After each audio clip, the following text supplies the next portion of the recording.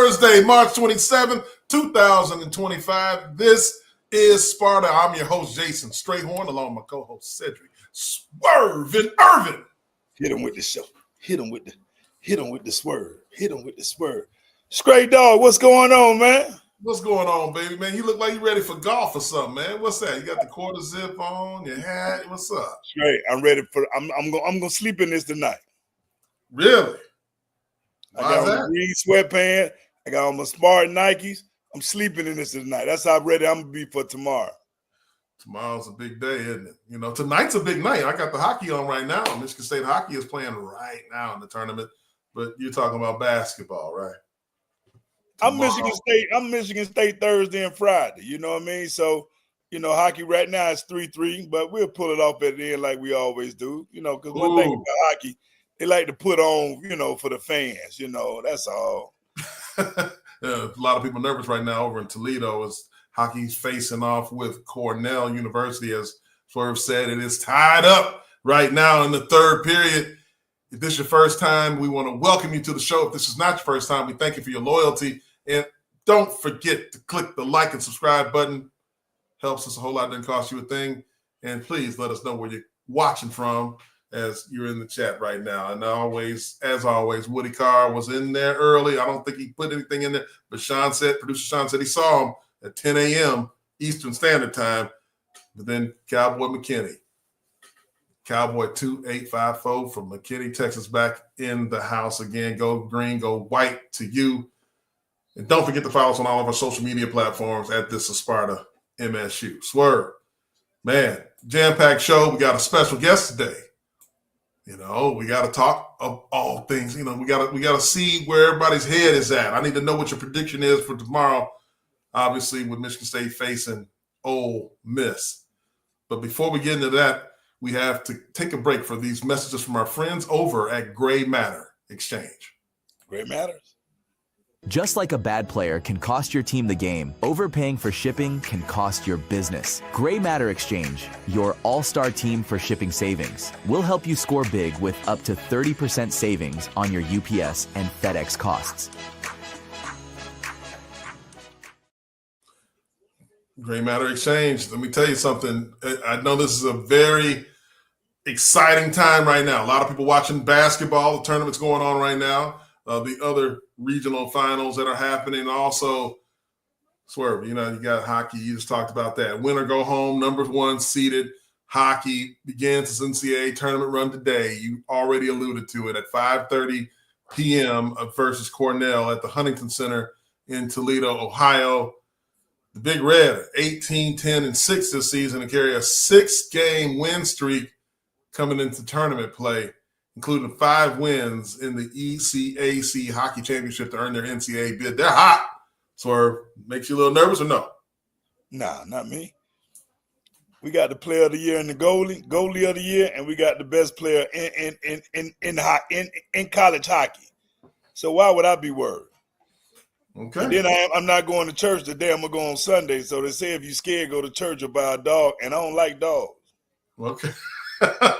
Well, we're not going to talk too much about dogs. Somebody else got picked up for fighting the dogs. I mean, there we go. Producer Sean is waking up in the back. Thank you for that graphic. Better late than never, Producer Sean. But however, fabulous freshman, after earning a pair of crucial wins from Michigan State's tennis on the men's side against Indiana and Purdue over the weekend, Vuk. What the Vuk? Radjanovic has been named the Big Ten Freshman of the Week. You know, I think he's a professional, you know, where he's from, because the way he played this weekend was fabulous. I mean, he played like he was a senior. You know what I mean? I don't know the history in the background, but seeing the highlights, the way he moved and his composure, he looked just like a senior. He didn't look like a freshman to me. So shout out to him. I'm proud of him. Go green, keep balling, baby. Let's keep it up. Michigan State men's tennis is starting to battle back. Had a little lull there. You know, there's been players that have been out for various reasons, going to tournaments around the world. Now they're getting back and starting to be cohesive again and starting to heat up a bit, winning some tournaments in back-to-back fashion. We got to talk about the Crosstown Showdown food drive. That's something that's happening on Tuesday, April Fool's Day, but no fooling. It's April 1st at 6:05. Spartan Baseball is going to host a canned food drive. Join us at the Crosstown Showdown April 1st. First pitch is at 6:05 p.m. in the collaboration with the Lansing Lug Nuts and the South Side Community Kitchen. Donations that will be accepted include cash, non-expired canned fruit, pudding, and single-ingredient canned items. So show up down there, Lug Nut Stadium. That'll be a good time for all. Talking about baseball, it's where, inside the state lines, Michigan State softball, going over to the women's side, dropped a midweek contest against Central Michigan on Wednesday, 4-0. Freshman Carson Cassidy was fantastic in relief for the Spartans, striking out 5 hitters in 5 1/4 scoreless innings.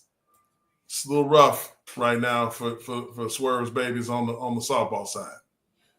It's growing pains, Stray. First of all, we know they're young, you know what I'm saying? And it's up and down season, which you, as a coach, you can pin some things out and continue to grow your team because they're young. But we got some good seniors. But we need it's 10 in softball, right? No. It's 9?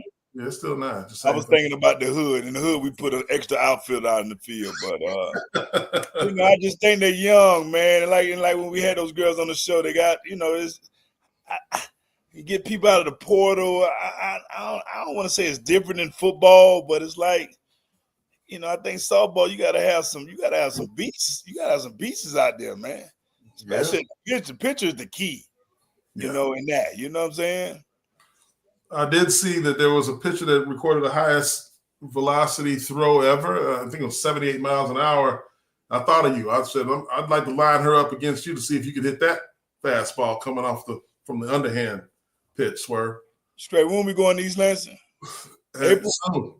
Yeah, we got to be doing that. It's supposed to be for the spring game. We don't have a spring game, so we're going to talk about that. When we get you up there, we're going to get you in front of Joseph Zerwa, who's pitching tomorrow night against Illinois at home. So let's not forget about him. Speaking of him, because we got to get to our special guest, let's talk about Joseph by making your NIL gift charitable. MSU baseball dominant left-handed pitcher Joseph Zerwa is giving back to the community once again through his partnership with Charitable Gift America, MSU's original and most trusted NIL fund. Luca is currently taking on leukemia, and he needs the support of our Spartan community. For every strikeout that Zerwa collects this season, he will be making a donation to the Caught Looking for Luca Fund, which directly supports Luca and his family. Step up to the plate today to help your fellow Spartan at cgaathletics.org. Where don't forget about that. Could get caught looking for Luca. Got 51 strikeouts right now. Just a little bit off of the pace. I think the pace right now is at 68 strikeouts for the number 1 spot in the country. He's right in there in the top 10.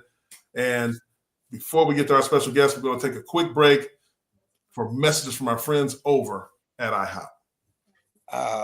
$6 never tasted so good. IHOP's Breakfast Faves combo is now just $6. Featuring IHOP's world-famous buttermilk pancakes, crispy hickory smoked bacon, and 2 eggs cooked to order your way.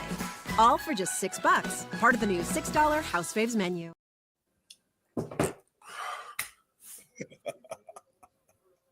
Oh, no.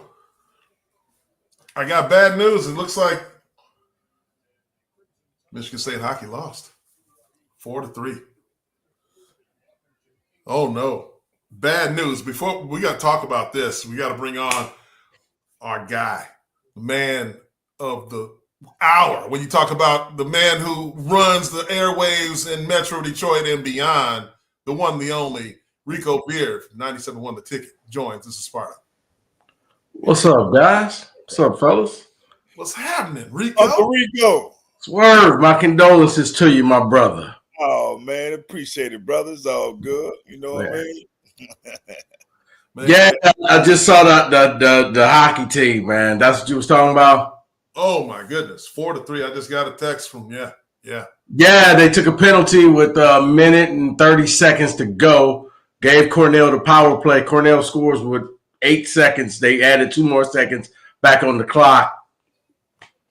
They had the game. I mean, it was one of those games where they dominated the entire game, and then in the last period, Cornell just they fought back and they tied the game up and won it 10 seconds ago.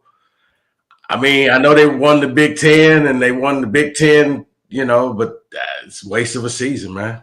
Really no other way to put it. Oh, that's rough. I mean, I just read how hot Cornell was coming into this contest on a 6-game win streak and 5 in the tournament. They just got finished with going into the NCAAs right now. And yeah, really they're hot again. I mean, that's 7 games win streak for them. And they take out the number 1 seeded Spartans. That's heartbreaking. Yeah, it's like the NCAA tournament is one and done. You're not allowed. Their goalie stood on his head, stopped everything. I think at one point, man, Michigan State had outshot them almost like 40-6, and when they was only up 3-2. Oh man, ran into a buzzsaw. Woo, man. We gotta try to pick up the pieces there. That's 2 years in a row Michigan State has gone out. At least it wasn't to the school down the road this time in the Frozen Four. Right. Man, didn't even make it there this year. I know Adam Nightingale and company are going to be licking their wounds off of this one. It's a tough loss for the Spartans. But turn the page now, Rico. We got a big one tomorrow. I know there's a lot of regionals going on right now as we speak, and we want to get everybody to that as soon as we can. We did not want to miss this show, this opportunity to come to you, though, especially with somebody like Rico Beard to talk about. Why y'all getting me to come on this? Games is over. Ain't nobody watching this show right now, man. They'll watch it tonight and tomorrow morning. They will. Okay. Don't worry about it. It's all good. So we got to talk about Michigan State before tomorrow. We get to Michigan State, Stray, I got to alert that Maryland is beating Florida, and Maryland coach just say he's going to another school and he's in the Sweet 16. Yeah. Is that why they booed him? Yeah. Kevin Willard tells his players he's leaving for Villanova before he plays in the Sweet 16. And the fans booed him on the way out off the buses. So the coach jumping in the portal. He's already signed, sealed, delivered, it sounds like. See, you know what? Here's one thing that I will give credit to the school up the road, Stray's new school. Ain't my new school. Don't start that shit. Ain't not. No. when Bo told old boy, you got to go. You're gonna take that job. You got to leave right now. And Fisher ended up took over the team. That's the team that won the national title for them. If I'm the AD of Maryland, you can't coach this team. You're not a part of this university anymore. Go to Villanova. One of your assistants will sit here and coach this team. Plain and simple. That would be me. Because why am I listening to you as a player? You ain't going to be here. Well, he probably taking some of the players with him. Right, but a lot of them are seniors. Oh, man. Reese I think Reese is a senior. Queen ain't coming back. I'm not listening to you. Yeah. I mean, you playing the role of the ultimate deadbeat stepdad. You ain't my real daddy. I ain't gotta listen to you. So Rico, how did that conversation even go down or come about? You think, like, is that something with him and the AD or him and the president? Like, how would that happen at a time like this? It's got to be with the AD.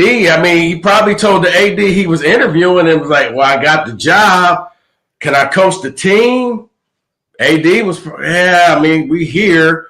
You in this, yeah. I mean, basically talk to your players if your players are okay with this. But, man, if I was a player, I'd have a special players only meeting. Nah, you got to go. You ain't our – hey, we appreciate you getting us here. Get the hell out. Go to Villanova. I mean, that tells you something. I mean, we can get into this discussion a little bit later, too, about the state of things. So everybody talks about how powerful the Big Ten, the SEC are. But you're seeing a team like Maryland, a Big Ten power in basketball, lose a coach to Villanova. Yeah, but Maryland's cheap. I'm pissed that Willard left. Okay, and I know this is Turtle Podcast, but Maryland's notorious cheap. They don't pay at all, and I guess he just got frustrated. It's why they got these 5 guys there. They have no bench. because they couldn't bring in people in the portal. They're not attractive to people, even though they sit in a basketball hotbed. As a matter of fact, Michigan State just picked up 2 guys from that area coming to play hoops for them next year. They're known to be a relatively cheap school, all across the board. With the Under Armour guy being the you would think that they had Under Armour guy, but for some reason, no, they don't. I don't know who's controlling the purse strings, but you're right. You got Under Armour. That's like Phil Knight in Oregon. Like Oregon just basically walking there like Santa Claus. Here, I want this, and they get it. Shit, Michigan State got Magic. Okay. Well, you know, what time Magic donate $100. You know what? I'm gonna leave it alone. We love Magic. We love Magic around here. We do. We do. 3 other NBA owners. 3. Yeah. You know that's it. I know of 2. Who's the third one? With 2 do you know? Pistons. Yeah, Tom I Gores. didn't know Pistons. Yeah, he's a Spartan too. Wow. From the city of Flint. Hey, listen, Well, man. no. Hold on. Wait, you got.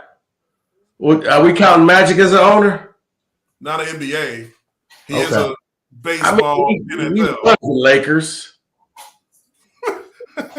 He owns the Lakers. I said he runs the Lakers. Oh yeah, he does. That's true. So yeah, you got Gilbert, you got Ishbia, and you got Gores. Yeah. Wow.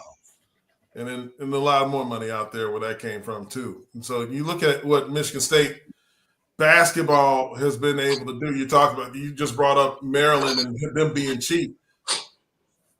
Michigan State, how are they looking on the NIL side? And it looks pretty good to me. Looking at Michigan State in the Sweet 16, Rico, going against Ole Miss tomorrow night in Atlanta at the State Farm Arena. Are you going down there? No, it's probably best. I'm hoping against hope that they make it to the Final Four. End up catching a sinus infection over the weekend, so I ain't trying to get on no plane with a sinus infection. Oh, it was your birthday. That's why. So, that's not why, but okay. that's not why I got one, but okay. Yeah.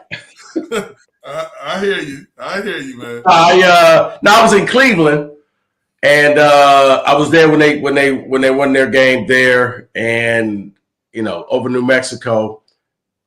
Ironically enough, the 2 teams they beat, both of those coaches are now coaching new teams this week in Bryant and New Mexico. I was there watching that team, and they're getting ready to go and play Ole Miss, an SEC team.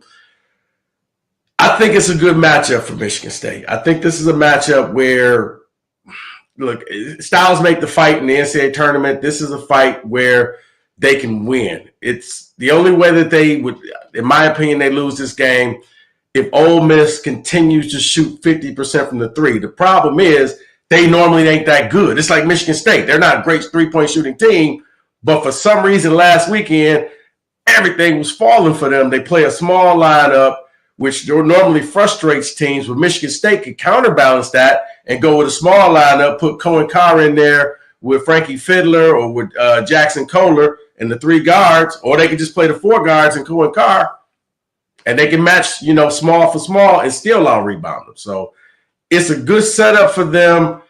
Can't start off slow. That's been their biggest problem pretty much ever since, other than the Michigan game senior night. Tell me if you heard this story before. Game starts, Michigan State turns the ball over. Next thing you know, they down by about 6 to 10 points, and then they got to fight their way back. Now, they do, but it would be nice for your fans if you could just go out there and start the game off on a 20-0 run, and then we could all sit back and kick back and be like Swerve. Yeah, smoke the cigars. Right. Wow. Have your red cups going. Yeah, it's not the way they like it. It seems to be a team that prides itself on wearing people down late in the game with the deep bench that they have. You talked about Maryland's woes, not having the money to be able to have depth. Michigan State clearly has depth, playing 10, 11 players at a high level, and it just seems like teams just wilt away, Rico, towards the end of the game. Like, you look at the clock, it's about 8 to 6 minutes left to go, Mark. teams are sucking wind out there. They are, because it was funny because I was watching Junior Joseph, the big man for New Mexico, and he was just doing that. He was sucking wind. It's how he ended up fouling out the game because his last 2 fouls were tired fouls where he was reaching because he just couldn't get to that space. Because you watch, and Michigan State Izzo just starts the substitution pattern 3 minutes into the game. Other schools got 2 choices. We try to match them, or we just go out there and hope that we don't get tired. If you match them, you throwing off your own rotation because that's not what you do. If you leave your guys out there, by about 30 minutes into the game, 10 minutes left in the game, that's when all of a sudden you see that next gear comes in. That's when, because think about it, that they'll bench Jace and they'll put Trey Holloman out there. And while Trey out there busting that ass, he sits down and then they bring Jace back in. It's like, I forgot all about him. But he's fresh off the bench. And now here comes Jaden Akins. And Jeremy Fears sits down. And now here comes Cohen Carr. It's just like, man, they hit you in waves. They hit you in hockey shifts where they literally substituting 3, 4, 5 at a time, and they wearing you down. You know, your best player just unless you have a game like Tanji from Wisconsin did, most of the time they wear the best player down. Now, Tanji played out his mind that game. Unfortunately, he played like absolute crap against Michigan and let them win. But against State, I said he was LeBron James against Michigan State. He was Bronny James against Michigan. Hey, don't start no feud like Stephen A. You know, you gonna he gonna come at you, Rico, and seem like he got a personal vendetta against old Stephen A. right now. That's okay. I'll buy him some spray on here. He'll be okay. Hey, it's funny you say that about the substitution because, like I said on Tuesday's show, you know, we in that game and our top player don't score a point until the last 3 or 4 minutes of the game, which I'm thinking you got to get him going early, you know, decent 3-point guy. Yeah, you know what happened?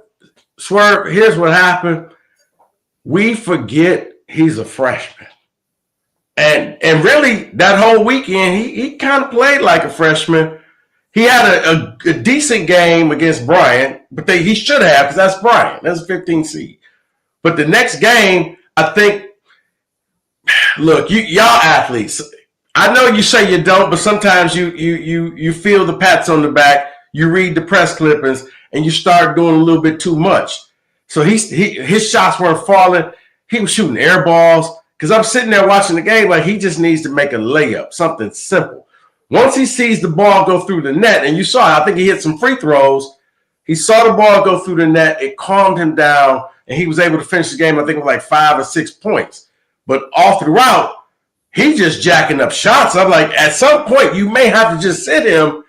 The only reason why it worked that he was out there is because New Mexico was so worried about him that they couldn't they was double teaming him and watching out for him. And that allowed Jaden Akins and everybody else to go out and do their thing because they kept thinking, oh, he's about to go off on us. He wasn't. It was his worst game ever.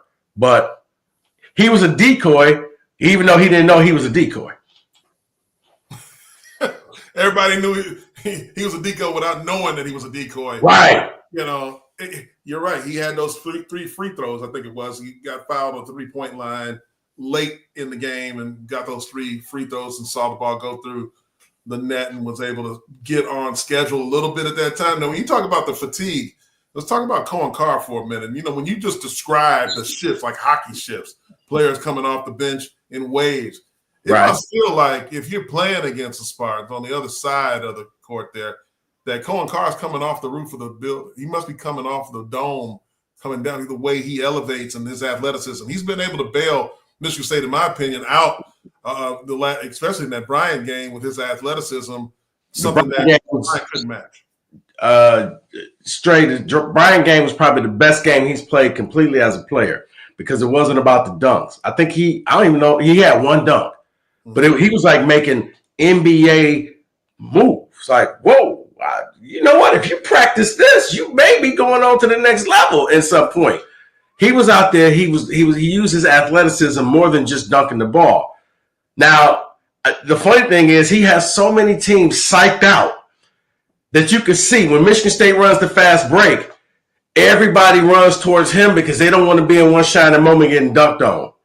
So it leaves whoever has the ball to either throw it up for a layup or throw it to the other side. They are purposely making sure he does not get a dunk. He has all eyes on him when they go up a layup. It's almost like the coaches are like, whatever you do, because here's the thing, as Izzo said, when he dunks, it's worth 6 points because now you done fired up the team and now they're ready to go, especially if it's one of them tomahawk things. So opposing coaches are like, foul him, make him shoot free throws. Mm-hmm. So, speaking of which, Michigan State, I don't know what happened. They can't shoot free throws no more. When you playing against Ole Miss is going to foul a lot. If State gets to the line 20 times, and they may do that, you got to hit at least 15, 16 of those free throws. You can't go up there missing them because that's a recipe of getting you beat because you got more talent than them. But if you leave points on the court, that'll get you beat. Great point. Been hitting 70% so far in the tournament from the free throw line. As you talked about, Coen Carr in that Bryant game had 18 points and 9 boards in that contest. There's a question for you, Rico, in the chat. Which of our guys need to play the best game, to get out of this weekend? I think the best game may be this may be a combination of Aiken's defense. I forgot the name of the guard that scores a ton of points for them. I'm going to look this up real quick. But Aiken's defense is what you need.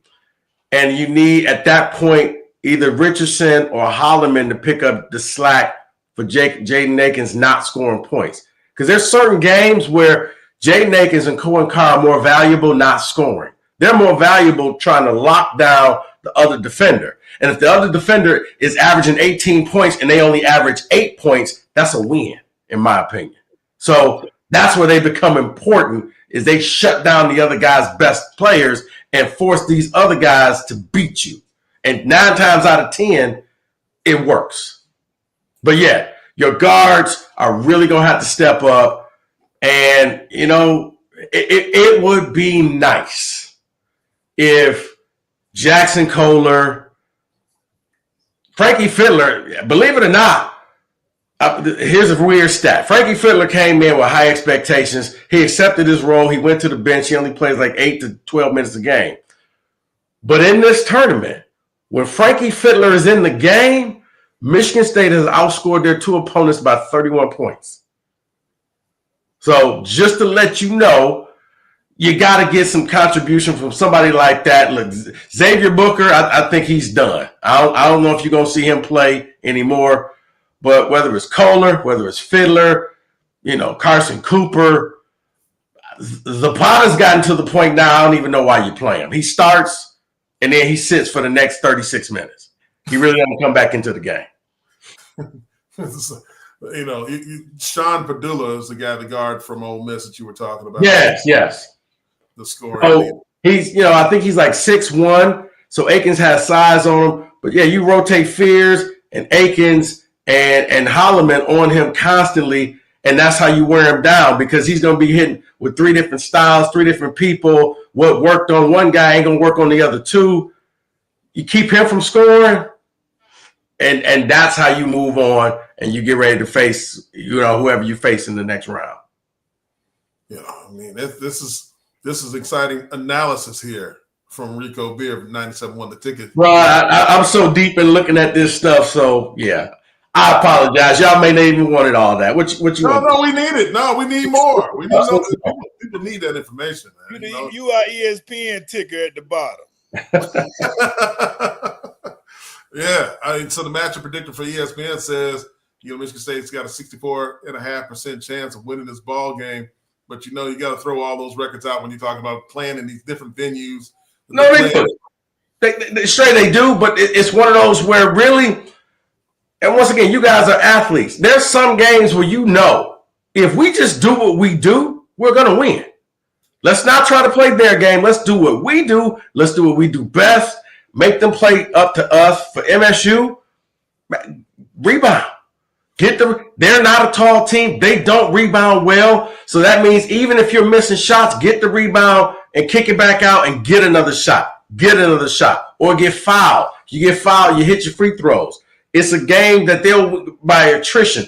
I don't think they're going to go out and start the game and blow them out, but I think it's a game where eventually they just pull away like they did against New Mexico. And it went from being a 5-point lead to an 8-point lead to a 10-point lead. And you just keep that thing going and you make them play catch up. Now they're desperate. Now they out there jacking up shots that they probably shouldn't because they're desperate, and you just playing smart basketball. I mean, listen. I mean, I'm mad that you ain't going to Atlanta, man, because they need you in the huddle. They need you down there on the court side of something to get some of that energy you got, because that's one of the things you need to be able to bring. That's one thing you talked about, Jace, Richardson in the second game, and he struggled, and you talked about maybe it was a matter of him reading his own press clippings. But I think we forget he's a freshman. This is all new. Yeah, survive in advance is not easy. We had, Aloysius Alenganye on, and he talked about how tough that first game is for guys. There's a lot of pressure on basketball players coming in. And this is his first time. I know his dad, he's been around a ton of guys talking old war stories about it. But Big Al used to pick up 2 fouls checking in the game. I've never seen a man get in foul trouble for doing that. He was so big that he would just get fouls for standing there because people were running to him. And he's just like, what? Like, Al, the man's out cold. I didn't do nothing. How'd he pass out, Al? Like, I felt bad for him because he literally would just stand there and just pick up foul after foul only because he was so big in his size. He was the nicest guy. But we would always laugh like, yep, Al checked into the game, 2 fouls right off the rip. Yeah, so you get fired, no need to take him home with you. True. But yeah, but it is surviving advance. And what you saw for the first time all season, Jace was out there playing outside of himself. And I think he'll be okay. Because after the game, I'd asked Jaden, what did you say? And he was like, look, we told him your shots are gonna come. Don't press. Don't get down on yourself. But that was the first time that I'm like, he's playing desperate right now. He's not playing within himself. He was trying to find that first shot no matter what. And it's like, he just lost what he was. He lost that edge. Man, Rico, you got a question here. It's a good one. Rico, MSU hasn't won since 2000. Does Tom Izzo need another title to be with the Coach K's and Bob Knights and Calhouns of the world? I mean, it's water wet. I mean, it's our boobs fun. Yeah. Yes. Yes. He needs that. I mean, he knows it. It's what drives him. He says it publicly. He says it privately. He wants that second natty. Why do you think this man is in his 70s still coaching? He wants that second one. And there's been times where I thought he was going to get it, and he didn't. I think probably to me the closest was the 19 season when they knocked off Duke. But then, Cash's knees was breaking down, and Texas Tech. I remember that game. Ironically enough, it was Chris Beard, the coach of this Ole Miss. Yeah, we're gonna take Cassius out the game. Cassius won't get a shot.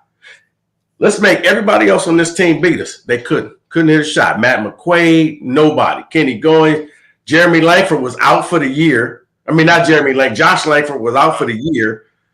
That was probably his. Had they beat Texas Tech, they would have played Virginia. They would have beat Virginia in the national title game because they always beat Virginia. Because Virginia's coach he would always just have problems with MSU. He was thankful. Tony Bennett was thankful he didn't have to see Michigan State. Yeah, that's right. But yes, he needs to win this. It's what drives this man. Honestly, it's seriously. I'm sure he wakes up in the middle of the night screaming, national title. And Loopy like, Tom, go back to sleep. Go. It's coming, baby. It's coming. Go back to sleep. So, there's been a lot of talk about Tom, if he does get to the Final Four and eventually win the Natty, does he come back? I think he comes back. And I think the Tom full circle moment, we're probably 2-3 years away from his full circle moment. I think in a perfect world, even if let's just say he won this year, I think he would like to end coaching Mateen's son. I think that would be his perfect full circle moment. I won with Mateen, and I stayed long enough that I coached his son. Man, Tom Izzo gonna be 93 years old, man. His kid in high school, right? Yeah, his kid's in high school now. Well, he gonna look 93 then. My bad. I'm sorry. But Swerve, Izzo's in that. He's from the cloth of what else is he gonna do? I mean, honestly, I don't know. If I was him, I would have left a long time ago. I would have did TV. I would have did a lot of stuff. You see, a lot of coaches walked away, said, "I'm sick of this NIL, this portal stuff. This ain't me. I'm gonna go do what I got to do. I'm gonna let ESPN or Fox pay me a bunch of money and kind of live my life." This is in his DNA that he needs that second title, and then maybe he'll think about leaving, but I don't even think he'll leave. I think he'll probably want to stick around and be some type of ambassador to the pro. Like, he can't go sit still, and honestly, his wife probably don't want him in the house. Not that there's anything wrong, it's just she would get tired of him saying, "Boy, would you go out and do something and leave us alone? You in here trying to coach me, telling me how to do this. Leave me alone." He is a grinder. I mean, legendary grinder, guy who doesn't go home early at all. And he basically lives in that basketball in the Breslin Center over there. When you look at Michigan State basketball, that was a great synopsis there. We turned the page a little bit. We got to talk a little football. And I know you got knowledge on that side of the ball as well. What have you heard about the spring for Michigan State football? I mean, straight up, look, full disclosure, information doesn't flow out the way it used to flow out. You used to know a lot of stuff that happens. Now, heck, I think I know more about where Mel Tucker's at right now than I know what's going on in the program. What's going on with that? Let's talk about that. He vanished? Mel Tucker vanished in the middle of the lawsuit. Honestly, look, if I'm Mel, let's just be real, okay? We just three men talking here, okay? Yeah. You done lost your wife. You done lost your job. You got whatever money I got left, man, I'm going to go find some island somewhere and change my name. Oh, you're bouncing. You out of here. Yeah, what? I mean, your kids probably look bad at you, don't like you no more. Your wife don't like you. She left you. You lost $100 million job over phone sex. I'll go find some island and just go somewhere and just I'm tapping out. You gonna sue me? You gonna sue me for practice because I ain't got nothing. Here, you get a half a stick of juicy fruit gum. There you go. That's all I got. Rico, I'm gonna ask you, what's the coach at St. John's? Rick Pitino. Did Rick Pitino do something? Did Mel do something worse than Rick Pitino? Yes. How? How can you say that, Rico? Mel did something worse than Rick Pitino because Mel was losing and Mel had enemies. Rick Pitino was. I'm talking about the acts. No. Stray, you smart enough to know it ain't about what you do. It's about who you are and who you know. Whoa. Okay? So Rick Pitino's a made man. Ain't nothing happening to Rick Pitino. At the time, I'm trying to think, was he at Kentucky or was he at Louisville when that happened? Louisville. Yeah. I mean, think about it. Rick Pitino was such a boss. He left Kentucky to coach Louisville. Imagine Tom Izzo leaves Michigan State to go coach Michigan and successful. and nobody says anything. So, yeah, Rick Pitino out there, I think allegedly was banging his assistant coach's wife on a restaurant table. Okay, let's just say it. It wasn't allegedly. That's what he did. That's it. I'm just saying, I don't know if it's been proved, but and to make it Rick Pitino ass, man. Huh? I want to know what coach that was, man. I beat Rick ass. Funny you said that, Swerve, because you know what happened? Coach divorced his wife, stayed with Pitino. Huh? I ain't stutter. Yeah, the assistant coach divorced his Stayed wife. with Pitino. Yeah. The assistant coach did what? I can hear you. He stayed with Rick Pitino. Got rid of the wife, stayed with Pitino.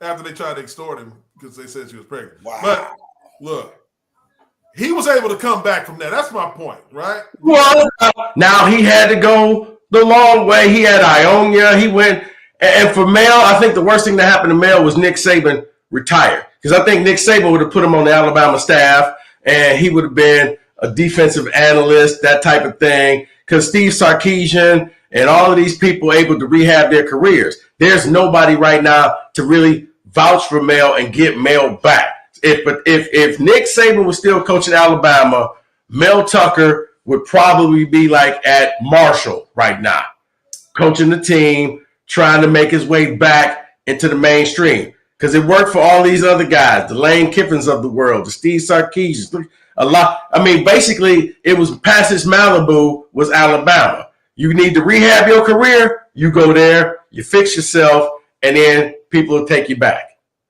I mean, Hugh Freeze, think about what he did. He was down there at Ole Miss, the team that played in basketball. You know, I mean, he was dial a hooker from his cell phone, right? That the state issued, right? Yeah. So for Mel, Bobby Petrino, how about him? Bobby Petrino gets caught in an accident with his side piece on the back of his moped. First of all, why you want a moped with your side piece? You can't afford a taxi cab? They roll over. They both in an accident. Like, well, Bobby, what happened to you? He walking in with a neck brace. And then he look over like, well, what happened to your assistant, huh? What happened to your assistant, huh? See, what had happened was, yeah. And next thing you know, Mel rose too fast and made too many enemies on his way up. And a lot of people just took advantage of that and made sure they came after him. You know, from the stories that you hear, he wasn't the greatest person after he got signed that contract. So I'll leave that at that. But and now, if I'm Mel, I mean, there's really nothing out there. I don't think there's any chance, any hope of him coming back into coaching ever again. No, because if it was, I think he would have been on somebody's staff. I thought for a second he was going to go on Georgia's. I thought he was on Georgia's staff for a second. But, yeah, it's just one of those where, like Rick Pitino, man, he was on Ionia's staff. Don't nobody know what Ionia is. So, yeah, you're going to have to maybe go to some school way out in the middle of nowhere.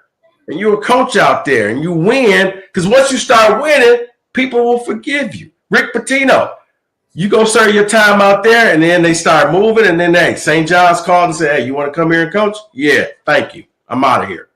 It's almost like a prison time he got to serve, a rehab. Go rehab your image out in the sticks, and once we think you're ready, we'll bring you back. But he's got to go out to kind of like anybody else. You got to go to rehab, okay? You got to clean your life up first, and then you can come back. Or go to the NFL. They don't give a damn. Hey, Rico, but apparently he's not in the NFL, so I don't know. So when we talking about NFL, let me ask you about this two things. All right. Shador not throwing or not working out. And then with Ashanti Samuels and his thing with Dion. How you feel about those two situations? Well, with Shador not really throwing, he's hurting himself. really his father's hurting him. His father's killing him. I know, and you too, as fathers of guys playing football, you want to look out for your kids. But I just had a talk with some parents, some high school parents, and I said, you're your kid's own worst enemy. It ain't the media, it ain't the coach, it ain't his teammate, it's you.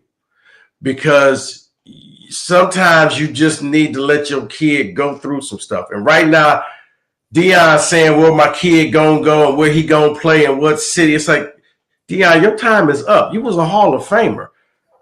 Don't do this to your kid, because now it's undue pressure on him that he didn't ask for.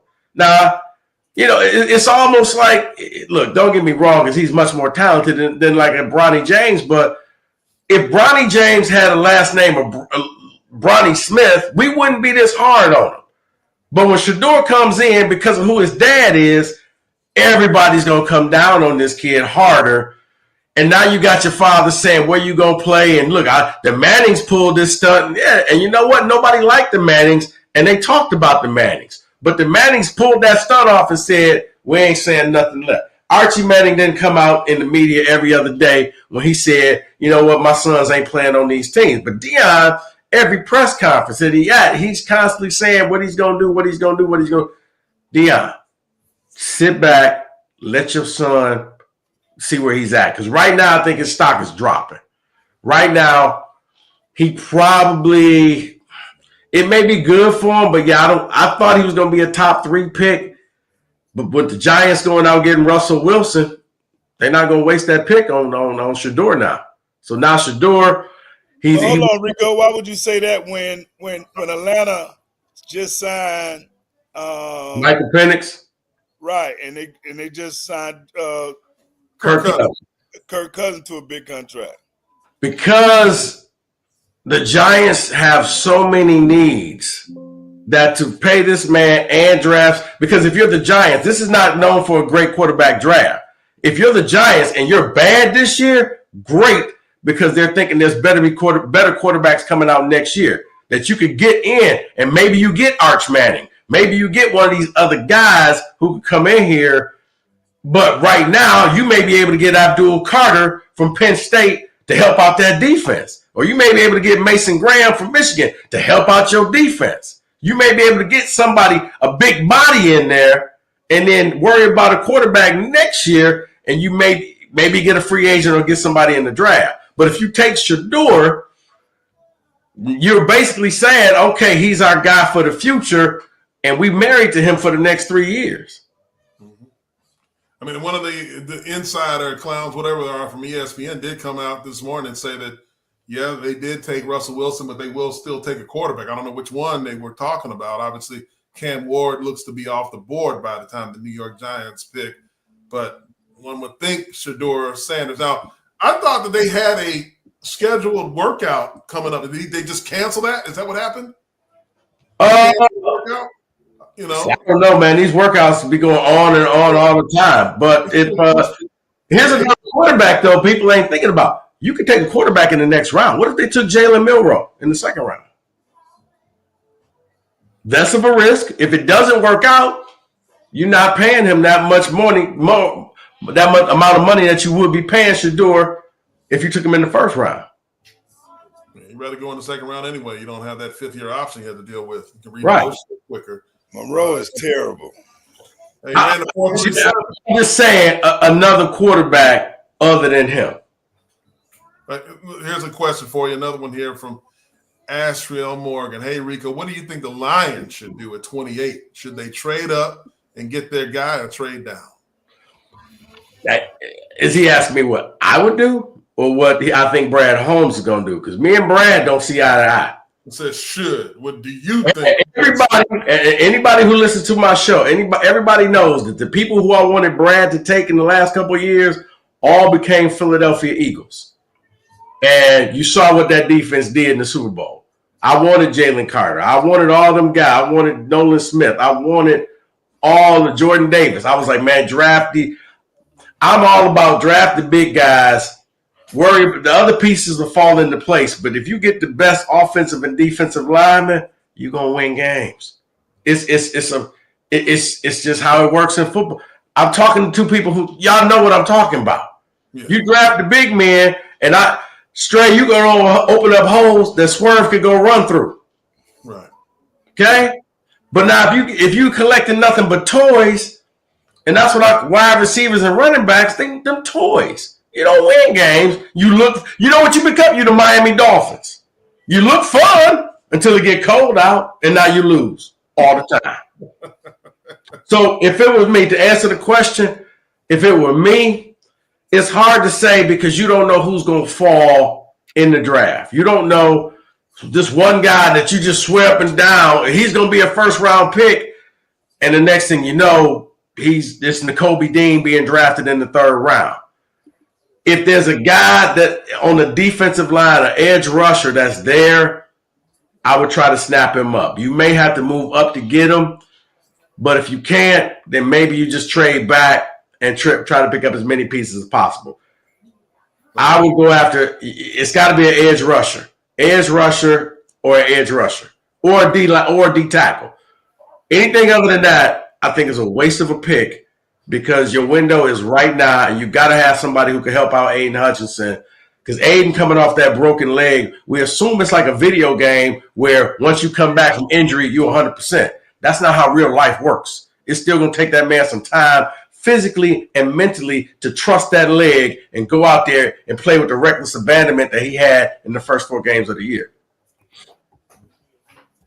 Now, yeah, Myles Garrett was one of those options that the Lions thought they might be able to pull off, but obviously he reneged and came back to the Cleveland Browns. And the coveted pass rusher is something that everybody needs. And so you think that there's some guys that may be available for. Oh man, it's straight. This is a draft where it ain't a lot of quarterbacks to be taken, and it's not a lot of great players, but it's a lot of good players. This is a draft with Brad Holmes and you got to do your homework because there's going to be guys there that maybe got a flaw or two, but can you work with that flaw? Can you fix that flaw? Can you enhance that flaw and change that flaw into a strength? That's where. So it's probably about 10 defensive linemen that'll be available in this draft that are good. If you're Holmes, you go in there with your 10 and hope that a couple of them slide down to you, and then bang, you got your guy. Not another running back. Swerve, they don't need another running back. No. Because here's the thing, and this is when people get mad. I'm not going to pay Jahmyr Gibbs when his contract is up. I may give him a franchise year, but think of it like this. What great running back in the NFL is with his original team? You mean right now? Yeah. None. Henry ain't. None. Christian McCaffrey ain't.